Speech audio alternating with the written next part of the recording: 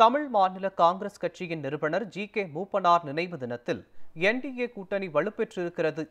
இந்த பின்னணியில் 2026 சட்டமன்ற தேர்தலை எதிர்கொள்ள வலுவான வியூகத்தை கையில் எடுத்துள்ளனர்.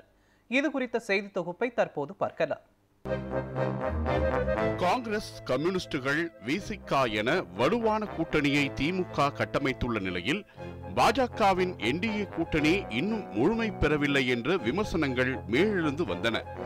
இதனை தற்போது உடைத்துள்ளது சென்னையில் நடைபெற்ற தமிழ் மாநில காங்கிரஸ் கட்சியின் நிறுவனர் ஜி.கே. மூப்பனார் நினைவு நாள் அஞ்சலி கூட்டம்.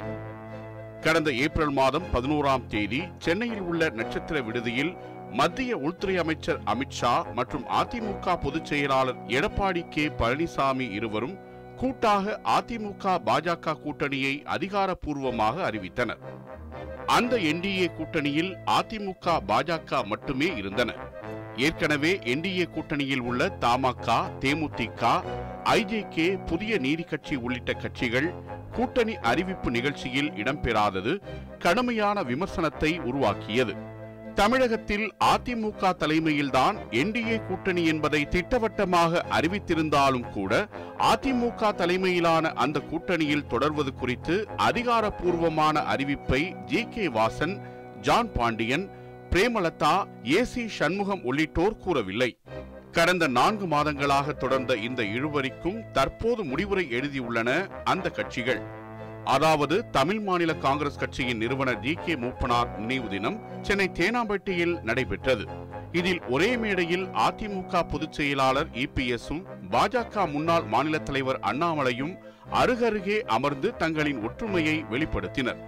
அதிமுக பாஜக கூட்டணி அமைக்கப்பட்டாலும் கூட அண்ணாமலை, இபிஎஸ் ஆதரவாளர்கள் இடையே மனங்கள் இணையவில்லை என்று பேசப்பட்டது.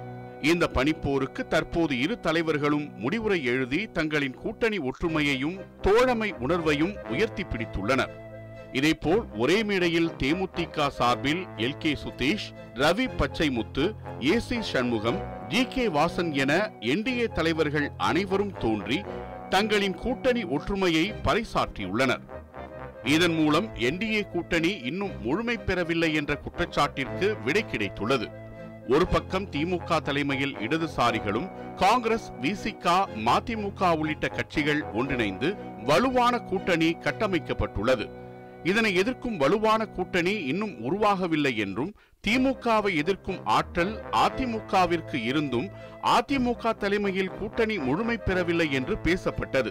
இதனை முறியடித்து திமுகவை எதிர்க்கும் வலுவான கூட்டணி கட்டப்பட்டுள்ளதை என்டிஏ கூட்டணியில் உள்ள அதிமுக, பாஜக, தேமுதிக, ஐஜேகே, புதிய நீதி கட்சி உள்ளிட்டவை அழுத்தம் திருத்தமாக வெளிப்படுத்தியுள்ளன.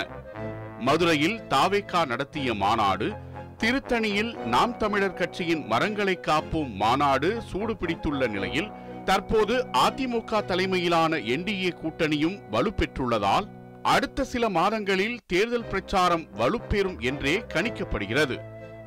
நியூஸ் 7 தமிழ் செய்திகளுக்காக பிரிஸ்கா லூயிஸ்.